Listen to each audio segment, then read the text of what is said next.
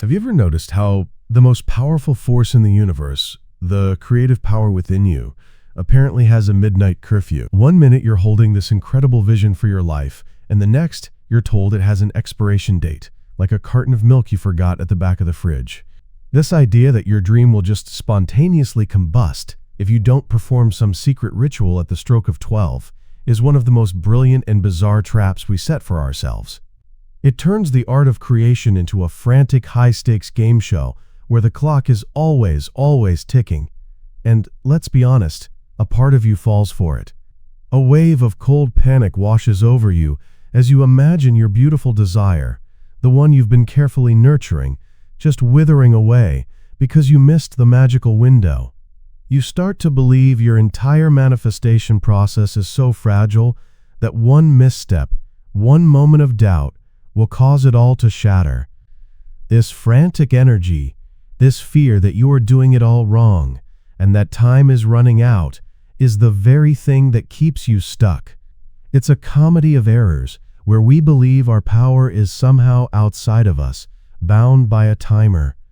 Well, today, we are officially ending that spiritual scavenger hunt. We are going to dismantle this illusion of the ticking clock by exploring the converging perspectives of two absolute legends, Neville Goddard, the poet mystic of the imagination, and the fabulously bold Reverend Ike. We are going to take Neville's profound principle of living in the feeling of the wish fulfilled and fuse it with Reverend Ike's radical, unshakable belief that you simply cannot lose. We will unite the inner vision with the outer, unapologetic boldness.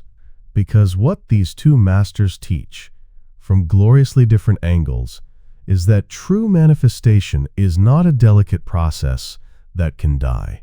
It is not a tightrope walk over a canyon of failure.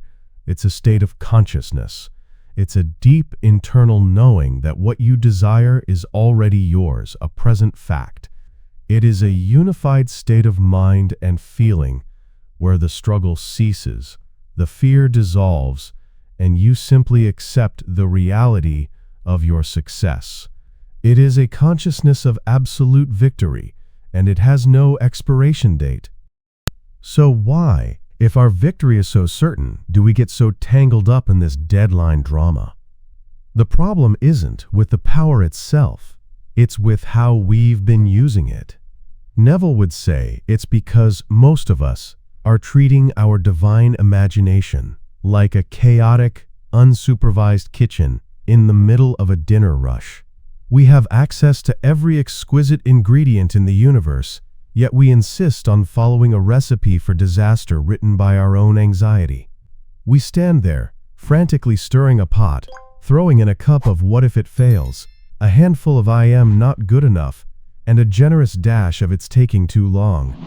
Then we bake this concoction in the oven of our attention and are genuinely surprised when we pull out a perfectly formed disaster casserole. We then serve this burnt, lumpy meal to ourselves and wonder why our life tastes so bitter. This is the metaphysical comedy we're all participating in. You are the master chef of your reality, but you're letting a panicked, unqualified line cook, your fear, run the kitchen. And this is right where the fabulous Reverend Ike would lean in, tap his cane, and say that you are not just the chef, you are the owner of the whole 5-star restaurant. He'd remind you that what you are cooking up on the inside is precisely what you are going to serve yourself on the outside. You can't order a feast of abundance from the universe while you're in the back making worry sandwiches. The stuff he uses, the God power in you, doesn't make worry sandwiches. With that stuff, you can't lose. The solution, then, is gloriously simple. You don't need a new kitchen. You just need a new recipe. This is the art of living in the end. Instead of cooking up the scene of getting the rejection letter, you mentally and emotionally cook up the feeling of celebrating the acceptance. You swap out the rotten onions of worry for the sweet spice of relief. You're not trying to force anything to happen. You're just changing what you're preparing in the private kitchen of your mind. It's a game. If this little kitchen secret is already making sense to you, go ahead and give this video a like and subscribe for more recipes for a delicious life. You stop taste testing the fear and start savoring the flavor of your wish already fulfilled. Your imagination is always on. The stove is always hot. The only question is, what are you choosing to cook right now? Now, once you've got that delicious 5-star meal of success cooking in the kitchen of your mind, you don't just leave it in there. You have to serve it. And you certainly don't serve a feast of abundance on a chipped paper plate with a flimsy plastic fork. This is where the fabulousness of Reverend Ike comes roaring in, because he understood that your inner feeling needs an outer expression. Your posture is the fine china. Your walk is the velvet tablecloth. Your voice is the crystal glassware. You have to set the table for the success that is already yours. You simply cannot be in your imagination celebrating a $1 million deal and then walk out into the world hunched over like you're searching for loose change in the gutter. That's a contradiction. That's telling the universe you're a liar. You have to carry yourself with the dignity of your inner reality. Stop walking into a room like you're apologizing for the oxygen you're about to breathe. Throw your shoulders back. Lift your chin. Walk with the rhythm of someone who owns the building, not someone who's about to be evicted from it. This is about upgrading your self-image from the clearance rack to the designer showroom. Too many people are walking around with what I call the poverty shuffle. It's that hesitant, uncertain way of moving, as if you're trying to make yourself smaller so that life doesn't notice you and send you another bill. You answer the phone with a little tremor in your voice, already expecting bad news. You look at a menu and your eyes dart to the prices before they even see the food. You are dressing your soul in the rags of lack, and then you wonder why the party of abundance won't let you in. You can't pray for a Cadillac while radiating the energy of a broken tricycle. It has to match. The feeling of wealth on the inside must be accompanied by the attitude of wealth on the outside. This isn't being fake. It's being congruent. It's allowing your divine identity, your spiritual wealth, to inform your physical presence. So I want to know, what's one tiny poverty habit you're ready to kick to the curb right now? Are you a menu price scanner? A bad news expector? Drop it in the comments below. Let's have a good laugh at it, and then let it go for good. You start acting like the person who has already received the blessing. You speak with the authority of someone whose prayers are always answered. You're not faking it till you make it. You are simply being what you have already become in your own beautiful imagination. Okay, you're doing it. You're cooking up the feast in your mind, and you're walking around with that unapologetic main character energy. But then it happens. The gotcha moment. You open your eyes after a beautiful session of feeling it real. You check your email, and there it is. The same old world, looking back at you, completely unimpressed. The bank account balance has not, in fact, miraculously sprouted 3 more zeros. The person you desire hasn't slid into your DMS. The promotion is still just a rumor.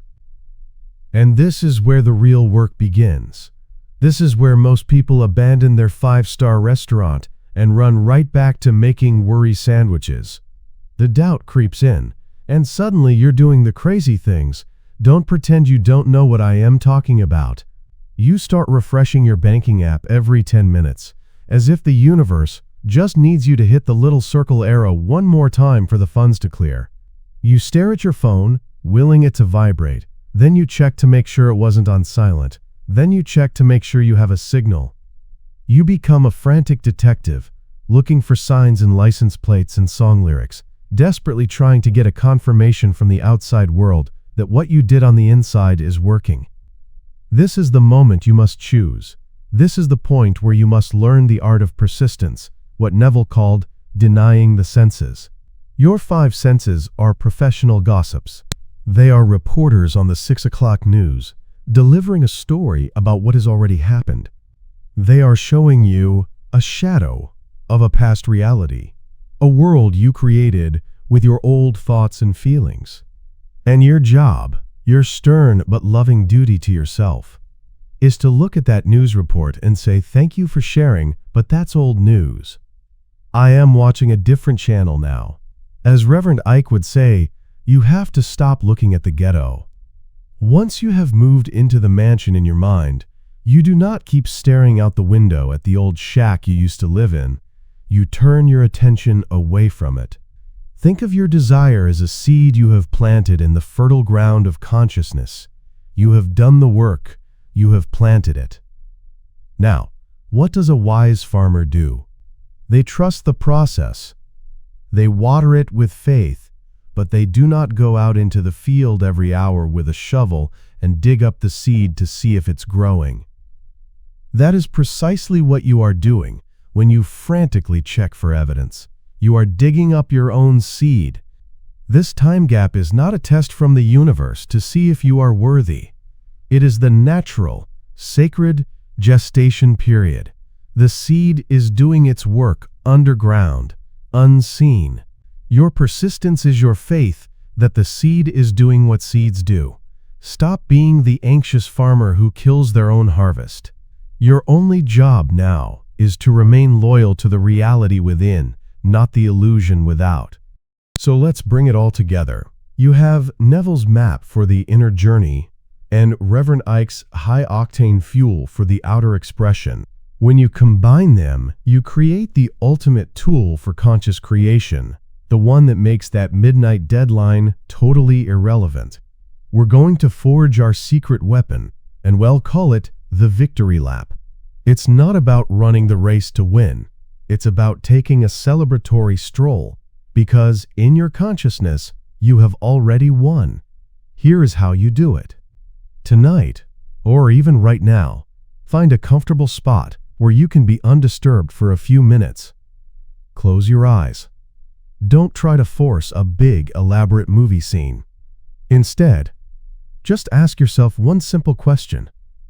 What would I be feeling if my desire were a present, solid fact?